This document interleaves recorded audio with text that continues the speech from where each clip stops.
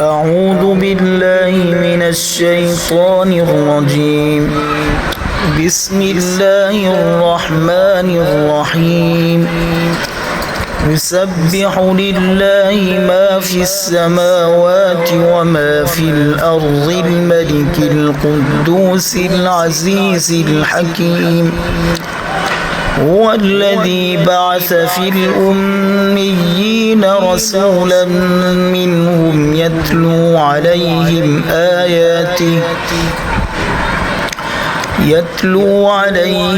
آياته ويزكيهم ويعلمهم الكتاب والحكمة وإن كانوا من قبل لفي ضلال مبين.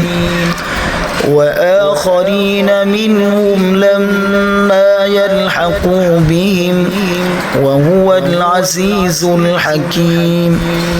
ذلك فضل الله يؤتيه من يشاء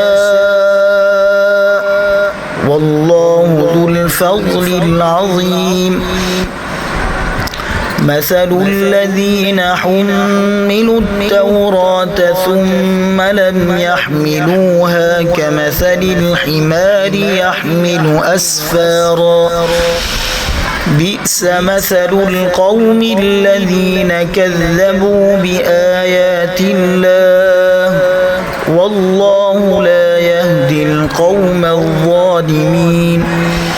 قل يا أيها الذين هادوا إن زعمتم أنكم أولياء لله من دون الناس فتمنوا الموت إن كنتم صادقين ولا يتمنونه أبدا بما قدمت أيديهم والله عليم بالظالمين. قل إن الموت الذي تفرون منه فإنه ملاقيكم ثم تردون إلى عالم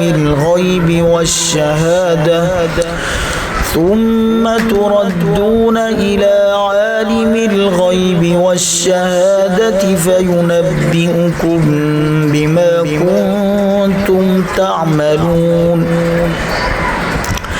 يا أيها الذين آمنوا إذا نودي للصلاة من يوم الجمعة فاسعوا إلى ذكر الله وذروا البيع ذلكم خير لكم إن كنتم تعلمون.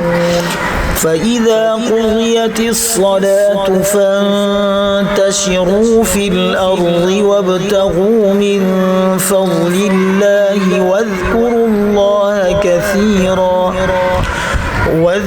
الله كثيرا لعلكم تفلحون. وإذا رأوا تجارة أو لهوا انفضوا إليها وتركوك قائما.